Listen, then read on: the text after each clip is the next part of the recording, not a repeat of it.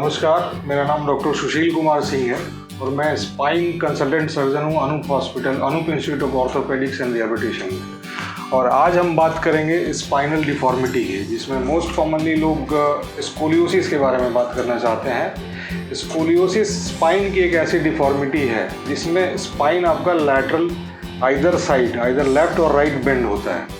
Normally जब हम spine को देखते हैं तो आगे से अगर हम देखते हैं तो हमारा स्पाइन एकदम सीधा होता है और साइड से हम देखते हैं तो बहुत सारे कर्वेचर्स दिखाई पड़ते हैं, सर्वाइकल से लेके थोरेसिक से लेके लंबर से लेके सैक्रल तक। लेकिन जब स्कोलियोसिस की बात करते हैं तो स्कोलियोसिस में सामने वाले एक्सरे में एंटीरियर पोस्टीरियर व्यू में स्पाइन कर्वेचर दिखाई पड़ता है। अगर आपका स्पाइन दिस साइड टिल्ट कर जाए और दिस साइड टिल्ट करे, उसको स्कोलियोसिस बोलते हैं।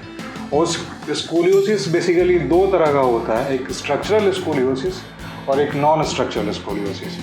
जब हम स्ट्रक्चरल स्कोलियोसिस की बात करते हैं तो उसमें जब हमारा स्पाइन बेंड करता है तो बेंड के साथ रोटेशन भी होता है। स्पाइन एक साइड में बेंड करेगा और उसका वर्टिब्रा रोटेट करेगा, उसको स्ट्रक्चरल स्कोलियोसिस बोलते हैं। और नॉन स्ट्रक्चरल स्कोलियोसिस डेवलप होता है आइदर मसल वीकनेस से, आइदर इम्बैलेंस ऑफ मसल से, उसमें रोटेशन नहीं होता है। Rotation is not a part of non structural scoliosis. इसीलिए जो स्कोलियोटिक पैथोलॉजी है, जो स्ट्रक्चरल स्कोलियोसिस है, उसमें दो कंपोनेंट होते हैं, एक side bending along with rotation of the vertebra, जो कि काफ़ी प्रॉब्लमेटिक हो जाता है आगे चल के। और ये जनरली डेवलपिंग स्टेज या न्यूबॉर्न बच्चे में होता है। स्कोलियोसिस का ट्रीटमेंट डिपेंड करता है कि उस किस स्टेज का स्कोलियोसिस है और किस स्टेज तक, किस एंगल तक बैंड है। अगर हम स्ट्रक्चरल स्कोलियोसिस की बात करेंगे तो पॉसिबल करेक्शन जब हम करते हैं एक्सरे लेते वक्त, जैसे कि अगर आपका एक साइड वर्टिब्रा बैंड है और हम इसको प्रॉपर फुल करेक्शन के बाद अगर हम एक्सरे लेके एंगल मेज़र करते हैं तो एंगल 25 डिग्री से ज़्यादा होना चाहिए। अगर 25 डिग्री या उससे कम होता है तो ये नॉन स्ट्रक्चरल स्कोलियोसिस में आता है, जिसका अकॉर्डिंगली एक्सरसाइज और ब्रेसेस मैनेजमेंट है। लेकिन अगर यही स्कोलियोसिस फिक्स्ड है, स्ट्रक्चरल स्कोलियोसिस है, तो उसमें ये करेक्शन नहीं होता है। एंगल उस मैक्सिमम करेक्शन के बाद भी एंगल 25 डिग्री से ज़्यादा रहता है।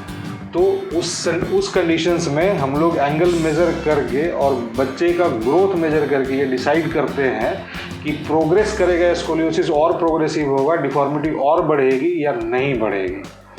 तो इसका ट्रीटमेंट अकॉर्डिंगली करते हैं। अगर बच्चे के एज के अकॉर्डिंगली उसका एंगल बनता है, उस हिसाब से अगर नॉन प्रोग्रेसिव या स्लाइटली प्रोग्रेसिव स्कोलियोसिस की तरफ अगर ये बच्चा जाता है तो उसमें बहुत सारे ब्रेस हैं जो हम लोग यूज़ कर सकते हैं। बॉस्टन ब्रेस है, मिल्वाकू ब्रेस है, जो एक साइड कर्वेचर को ठेलता है। अगर इस साइड पेशेंट कर्व्ड है तो इसको ये पुश करेगा अपोजिट साइड और बच्चा ग्रो करेगा तो धीरे धीरे सीधा होता चला जाएगा। लेकिन अगर एंगल बहुत ज़्यादा करेक्टेड नहीं है, अगर 20 से 40 डिग्री या उससे ज़्यादा का है, तो उस कंडीशन में सर्जरी रिक्वायर्ड है। सर्जरी में हर लेवल के स्पाइन का करेक्शन करते हैं। जनरली जब हम बात करते हैं स्कोलियोसिस की, तो जैसे पार्ट वाइज वर्टिब्रा का पार्ट अलग है, सर्वाइकल, थोरेसिक, लंबर, तो इसमें अलग अलग पार्ट में स्ट्रक्चरल डिफॉर्मिटी डेवलप होता है। मोस्ट कॉमनली थोरेको लंबर जंक्शंस पे होता है। इससे ऊपर अपर थोरेसिक पार्ट है स्कोलियोसिस का, थोरेको लंबर जंक्शन है और लंबर स्कोलियोसिस है।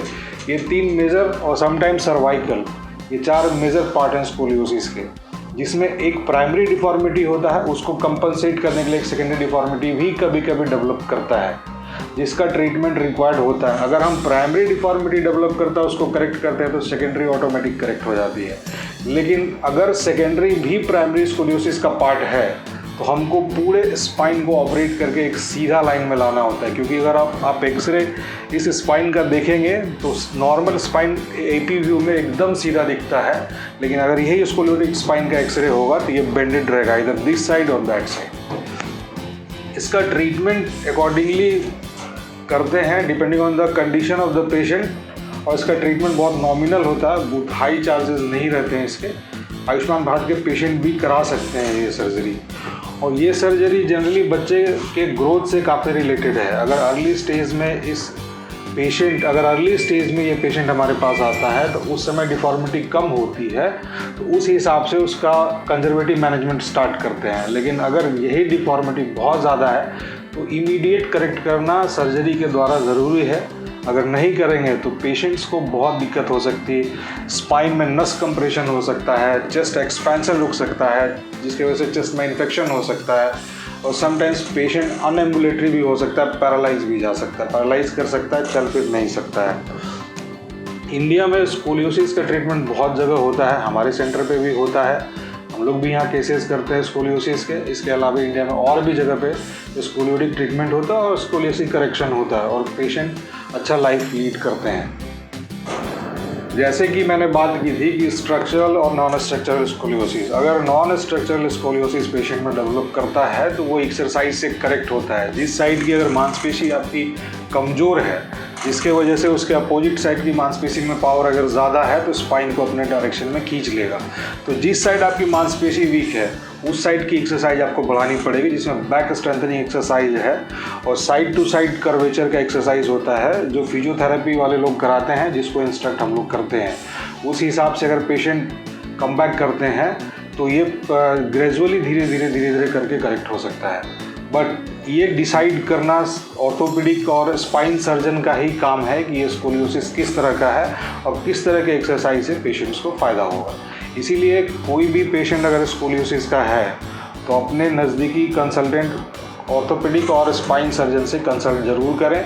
उनके गाइडलाइन के हिसाब से ही आप ट्रीटमेंट प्रोसीड करें। विदाउट और अनक्वालिफाइड लोगों से इसके बारे में बात नहीं करें क्योंकि आपको प्रॉब्लम आगे बढ़ सकती है। समटाइम्स अगर गलत एक्सरसाइजेस होते हैं तो डिफॉर्मिटी प्रोग्रेस कर सकती है। धन्यवाद।